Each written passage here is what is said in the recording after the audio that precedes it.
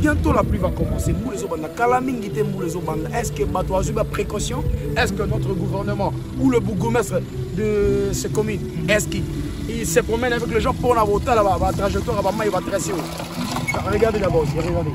Bota la bino moko na bilili oyo ezali mosala monene bakonzi na biso bazali kosalela biso na baengomba mokonzi Kinshasa oyo ezali ministre Léon Mulumba azali kosala ya monene oyo akoya pe na bisika oyo parce que tobandaki na première ri na bene bandeko et tobandaki na première ri oyo kopusa na malembe pour kotala nyonso. D'abord, est-ce que vous pouvez imaginer Mouta Tongandako avenir à terrasser? Vous trouvez ça normal? Yo Tonginda ko clôture mais terrasser à la raté. Quel est la place où terrasser à la raté? Caniveau est la première chose au Maïko Luka placé Kende. Quand il n'y a pas de caniveau, il y aura toujours des inondations et puis Maïko Luka place terre. C'est ça. Et puis humidité à Maï avec le temps, Mirekoy oh Toga Basango. Talandeko oyo atongi à l'équipe enda limite. N'a pas ceux qui n'a qu'à tes alignes maleka qui limite. Ya bisika oyo. Donc voilà, au moins na bilili bino moko ndenge ndeko aleki limite ya bisika oyo. Na beneli bino na bilili bomona juste na coin wana ezali coin oyo ekaboli naloba deuxième riz et coin nango yango wana kobanda koya boye ndenge tozali kozonga bokomona ete kuna tozali na ngambo tozali kokende troisième riz juste awa nyonso ezali sima na bandeko mosusu batonga bandako na bango bozali komona ngambo ya gauche ndenge bandeko bafandi batonga pe ndako kaka pembeni ya rivière Kalamu. Et aussi découverte ya monene ezali ete toyei kodécouvrir pont oyo traverse oyo esalama likolo ya rivière Kalamu.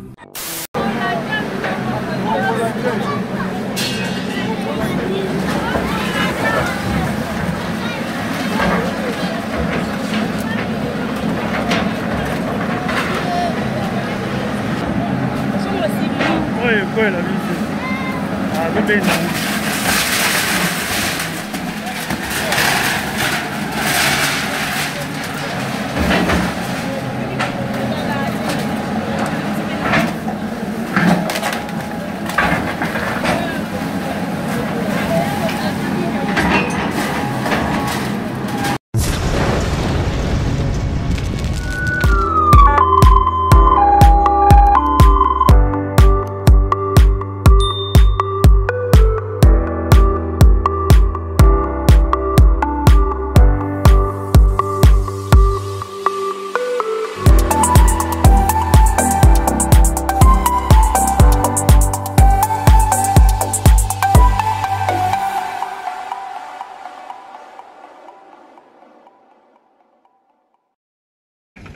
Voilà, bonjour tout le monde, bonjour chers internautes, vous qui nous suivez sur Congo Vision Télévision, je vous espère bien portant. Moi également ça va, je vais bien par la grâce divine, tout va bien.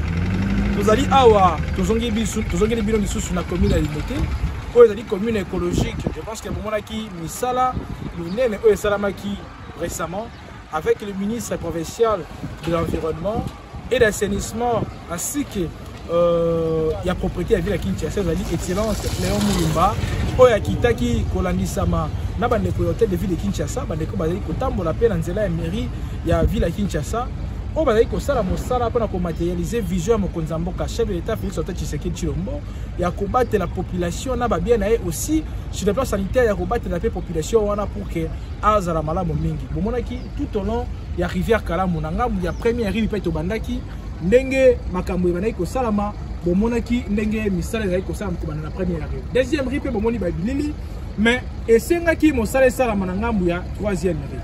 Esengaki mosala esalama na ngambu ya troisième rive mais na ngambu ya troisième rive lelo toye avant démolition, avant makambo esalama, avant misala esalama bozali komona bino moko na bilili oyo ezali constant osali sur place. Ba image oyo kokomela bandeko ebele parce que bandeko ebele bazali komituna comment tokosala po ete comment tu koyeba ndeko atamboli mapeto ndeko atamboli malamu, est-ce que des poids des mesures là ko sala maintenant boko mona bilili bino moko lolenge bandeko bazali koyiba limite tout au long ya rivière Kalamu. Et tant que bandeko bakodinda pokoloba l'état azali wa pilita ko sala nini mais bobino moko bokomona bilili lolenge kani bandeko bakoti qui non la balabala à l'état ba respecter ba limite na bango te. Je pense que ministre akoya na bisika oyo pona ko sala mosala monene na bisika oyo. Toko monoposé pena parole te bona na bino moko na bilili et puis to kozonga après pona kotala oyo ezali mabongisa bito po ezali ba image to proposer bino pona moko na lelo. Merci beaucoup et là portez-vous bien, tout ça va continuer. Donc voilà. Bon bandi komona penza na bilili oyo nyonso ezali derrière oyo ezali derrière kolonga limité deuxième rue ko keneti na limité troisième rue ndenge bozali komona na bilili. Donc tozali kozonga pe na ngambo mosusu wana mpona komona ndenge bilili ezali kotala oyo tozali kofilme oyo ezali couvent ya bamaser ndenge bainformation tozwi sur place bango. Je pense que tango excellence ye moko akokita na terrain nde akokonstate banani baleki ndelo to banani baleki ndelo te. Mais awa tozali kolakisa bino nanu avant première ya démolition po botala déjà ndenge mouvement to mpe mosala ekosalama awa ya monene na nsima oyo nyonso ezali na commune ya Limete. To rappela bandeko toyei na commune ya Limete première rue d'Ilandos, donc na ngambu ya industriel ndenge tozali awa. Donc na niveau oyo quand même mai ezali kokule mais ezosenga na mai efungwama monene po ete ko battre la population derrière non seulement sécurité sanitaire mais aussi sécurité ya oyo etali makambo ebele et puis mai tango ezali ko circuler pe librement et battre la population na makambo mosusu. Donc voilà ngambo mosusu ko mona mai ekoti ngambo mosusu mai ekondi nyonso wana ezali po ete bandeko bazali kosala misala to pe bazali kotonga nzinga ya rivière Kalamu. Ni bozali komona bilili bazali kolakisa bino ndenge kani mosala ezali kosala matope mosala monene oyo kosala na bisika oyo bandeko ebele bazali kokondamner bakonzi misusu bazali koencourager mais il faut kotala plus tosali belema oyo mpona bandeko bazali kodécourager bakonzi to bazali kolela ete bakonzi bazali kosala penza mosala te. Botala bino moko na bilili oyo ezali mosala monene bakonzi na biso bazali kosalela biso na baengomba. Mokonzi Kinshasa oyo ezali ministre Léon Mulumba bazali kosala ya monene oyo akoya pe na bisika oyo parce que tobandaki na première rue na rapena bandeko et tobandaki na première rue to kopusa na malembe pona kotala nyonso. Donc voilà bozali komona bino moko nyonso na bilili bozali komona bino moko nyonso na bilili. Donc voilà to kopusa na koto mai ekondi na niveau oyo mai ekondi nini ekondi si mai bino moko bozali kotana na bilili bokopesa biyano nini ekondisi mai bokopesa biso biyano eloko nini ekondisi mai jusqu'à ce point ezali pena moko ya badécouverte tozali kosala na milieu oyo to pe na espace oyo ozali komona bino moko na bilili. Donc voilà ezali pena mosala monene ezali kosala mara. Donc voilà. Bonjour papa. Bonjour. Yo tomoni ozali pe moko ya bakongomani et ozali koexpliquer biso plus où ils allaient dans le jeu où vous avez couru et dans derrière bakambo ne sais que ça ma bisika mais déjà mais ça les amis à couper ça na bakambo de 1 je vous en prie tous en ba usine ya où ils fabriquer ba plastique. OK ba usine wana je ne sais pas comment va pas comprendre na gouvernement na biso au biloko yo ya on des autres créer et ont bouché ba terrasser. Et puis de deux encore, les gens ne savent pas où jeter indice, on ne sait même pas. Ils jettent ça n'importe où. Bientôt la pluie va commencer. Est-ce que Batoazou a précaution?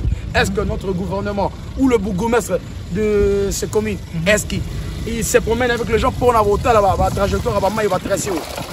Regardez d'abord, regardez. Regardez, regardez, vous voyez? Regardez les immondices. Et ça vient d'où ça? Tous ces déchets.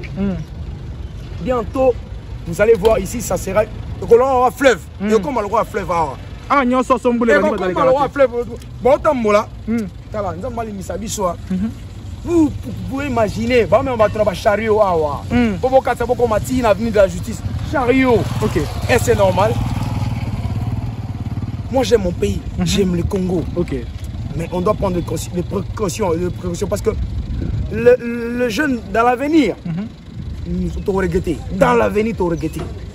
Je vous dis la vérité, tu regretter. Mais moi, tout les amis, parce que vous allez déplorer plus responsabilité côté à Bakonzi. Je pense que mon acquis, la première ministre Kitaki, pour démolir, bandako nyon sur qui qui sa ma limite, oh et c'est qui na bango batonga. Donc pour ça, il y a limite ça bango qui batonga. Est-ce que yo moko posa conscient les que parmi les éléments ils ont créé plus inondation dans la ville de Kinshasa? Et ça dit que les cambo etali qui sa limite topendelo ya o l'été à Tchakita musupo nzela o ya kalamu elexa pena mai nango malamu. Bien sûr. Et j'inclus le cadastre minier. Il est où? Parce que bateau Alexa limite. D'abord, est-ce qu'on peut imaginer Mouta Tongandaku à venir à Terra City? Vous trouvez ça normal? Yo Tonginda au Tchèque Loti, mais Terra c'est à la raté. Quel est le place où Terra c'est à la raté? Caniveau est la première chose au Maïko Luka placé Kende. Quand il n'y a pas de caniveau, il y aura toujours des inondations. Et puis Maïko Luka place Terra. C'est ça. Et puis humidité à Maï. Avec le temps, Mirekwe, oh, Toga Basango, net la Jamaïque. Papa m'a fait un boulé bêta, mais Mirekwe, là, moi, nana, papa, maman, ya boué, baba, na papa, bakoufi. Mais Mirekwe, quand des agues na fissure, ma elle mbisi mur, et quoi, les papa, na moana. Maman, ya boué, babis, mbala, na koufi, na mur, et quoi. Tout ça. Attends, nous sommes dans quel pays? J'aime mon pays. Et j'aime mon président. Notre président doit savoir qui est qui. Et puis, il faut, on dit quoi en français? Donner la place à quelqu'un et une personne qu'il faut, à la place qu'il faut. Ok. Pesa moutou, place qu'il faut par rapport à Maël et Naïo, à Tanguy la classe. Ne prends pas juste parce qu'il parle bien français. Non, non. Ok. Même aux États-Unis, on n'a pas besoin de diplôme. On dit, montre-moi ce que tu as dans ton ventre. C'est que tu sais faire, c'est tout. Et puis, il faut toujours bosser. Quand tu fais un travail, il faut bosser. Il ne faut pas aller à gauche, à droite. Pour que ce pays avance, nous avons une génération. Oh, l'objet est corrigé. Mais bah, quand on a des bisous, papa, bino bozaka bozaka na mongo po ni tokomi bobiso bana. Bana bana ba qu'on a des bisous. Tout le monde a pas diplômé belé. Mais demande à ces diplômés là. Qu'est-ce que tu sais faire? Est-ce que au début au commentaire lettre il y a deux orthographes qui est pas de faute? Il y a des gens, bah on a raté Moussala pour la faute d'orthographe. Je connais. Oh, toi, lui, français, ça fait quoi? Mais français écrit, c'est autre chose. Français parler, c'est autre chose. Voilà, mais toujours, il y a les camarades déchets. Il y a mon aussi mis dans ma beaucoup. Bien que tu as les pibs gratuitement, il n'y a pas de problème. Mais déjà, les lots, comme il a limité, moi, je pense qu'il y a un parmi Bandeko, comme il a limité, Malamo Mingi. Na Bandeko, Moussou, Bazala, la commune limité, une commune écologique. Écologique. C'est toute une école. Quartier industriel. Oui, oui. Quartier résidentiel. Oui, oui. Commune écologique. Ouais. Mais tout au long, il y a boulevard. Même dans le réel, Moussou, comme on a dit, l'État peut acheter moi Bakorbeil. Est-ce que Bakorbeil on a besoin de rappeler un peu parce que les lois sont montées comme la maille n'a bois qui bicycle c'est un kaboaka. Azai côté la part na responsabilité. Est-ce qu'il faut l'État faut des arabes dans l'État faut des appels à biso baï population. Non, l'État aussi a ses responsabilités. Exactement. Pas ses je dis ses responsabilités. C'est l'État qui doit apprendre aux gens où j'étais et puis il s'en a passé. Tout commence par l'école primaire. C'est base. École primaire, c'est la base. On peut t'apprendre le droit à l'école primaire tant que tu es tout petit. Comme ce qu'il faut faire. L'hygiène, c'est à l'école primaire. Aujourd'hui, je regarde, mon président, je vous aime beaucoup. Fachi, je t'aime beaucoup. Il y a une chose. Dans toutes les écoles privées ou soit de l'État, dans la notion, on met un drapeau chaque temps. Salut au drapeau. Est-ce qu'on le fait? Est-ce qu'on le fait? Je vous en prie, la notion, c'est ici, la tête doit fonctionner. Toutes les écoles, parce que tout ce qu'on voit ici, base c'est l'école primaire. L'hygiène c'est l'école primaire. Un enfant à l'école, moi j'ai étudié à l'ICASI. J'étais étudiant, j'ai fait mes écoles maternelles à la GECAMINE. Mon père était cadre de la GECAMINE. Mais quand nous apprenons où on peut jeter les immondices, il y a une poubelle à côté de l'école. À l'entrée et à la sortie, il y a une poubelle. On peut jeter ça. Mais aujourd'hui, est-ce que dans vos écoles d'abord, vous apprenez les enfants où on peut jeter ça? Là-bas, c'est l'école primaire et maternelle. N'allez pas loin. Toutes ces écoles. Moi, je peux entrer dans quelque... Est-ce que... Bazan a drapeau nabiso. Bazan a drapeau nabiso. Tout ce que tu vois. Apprenez les enfants à l'école. Regardez. Ok. Regardez. Mais les usines qui fabriquent ça, Est-ce que l'État l'andara bango pour leur dire un jour vous payez les taxes, apprenez aussi à avoir aussi de des corbeilles. Des corbeilles. Ils doivent contribuer, ils doivent aider l'État aussi. Parce que nous achètons de l'eau. Moi je veux boire, alors quand je marche comme ça, je n'ai pas vu de poubelle, je veux jeter ça où? L'État, bien, l'État retient la poubelle partout. Mais est-ce que nous avons cette notion de jeter ça dans la poubelle? C'est ça. Vous volez tout, n'importe, vous volez n'importe quoi. Poubelle, l'État a tiré les poubelles, poubelle. Yo, il poubelle à l'État pour ça. Pourquoi ça? Vraiment. Mais pour la démolition, est-ce que vous êtes d'accord dans moto? Moi à Kitambo, j'ai vu na Kitambo parce que c'était à côté de rail, ils ont raison. C'est un espace, il y a l'État. L'État a ses raisons. Parce que l'État n'a mis tout. Ils sont tous ça semblant. Est-ce que vous avez à l'État, même dans les camps militaires? Est-ce que vous savez, tout autour des camps militaires, les gens conçus de maisons, il n'y a pas de terrassés? Allez voir. Moi, allez voir. Tout autour de camp Kokolo. Batongi banda ko basombi mais caniveau ezate. Mais à vous dit que l'État sungabi so fati sungabi sopo banda ko quand vous construisez, vous avez demandé à l'État. Mais je comprends pas moi. Merci beaucoup. Merci. Donc voilà. Na beneli bino na bilili bomona juste na coin wana ezali coin oyo kaboli naloba deuxième rue et coin nango yango wana kobanda koya boye ndenge tozali kozonga bokomona ete kuna tozali na ngambo tozali kokende troisième rue juste awa nyonso ezali sima na bandeko mosusu mpe batonga bandako na bango bozali komona na ngambo ya gauche ndenge bandeko bafandi batonga mpe ndako kaka pembeni ya rivière Kalamu. Et aussi découverte ya monene ezali ete toyei kodécouvrir pont oyo traverse oyo esalama likolo ya rivière Kalamu. Bozali komona ezali en métal et tokopesa penza kombo ya entreprise te mpona koprotéger mpe badroit na bango. Mais d'après l'information recueillie sur place, on nous apprend que ezali moko ya traverse oyo esalamaka avec les tensions correliées entreprise oyo na rail ya monene oyo lelo ezali penza moko ya banzela pe oyo l'État azali kotia penza makoki ebele mpona koréhabiliter yango. Et aussi ozali komona ndenge ezalaki traverse. Mais likambo ya pasi ezali nini? Bozali komona bino moko ndenge ba déchet ekangami esika moko. Ekangami te po ete bandeko bayaki koboka yango na bisika oyo. Mais ekangami po ete ebokamaki na bisika mosusu e bandaki kochola na mai, mais sauf que ezwi penza makasi te to pe force wana te ya koleka na bisika oyo. Pourquoi eleki te? Pont oyo na oti kobetela bino lisolo, pont oyo nde ezali kofrener circulation libre ya mai ya Kalamu po ete kati na ngambo mosusu. Bozali komona na ngambo wana mosusu ndenge mai ezali kokule, mais na ngambo oyo mai ezali kokule te. Donc yango mai ezali kofanda esika moko eloko moko te ezali kobouger, rien ne bouge. Dans le lobby rien ne bouge, cela veut dire rien ne bouge. Effectivement eloko ezali kobouger awa ezali te. Bon moi na ngambo wana ndenge mai ezali kofungwama kotambola. Mais ndeko tozui awa bien que aboyi kokota na bilili mayebisi biso clairement ete mai oyo ezalaki ya kokabwana ti na ngambo oyo nyonso.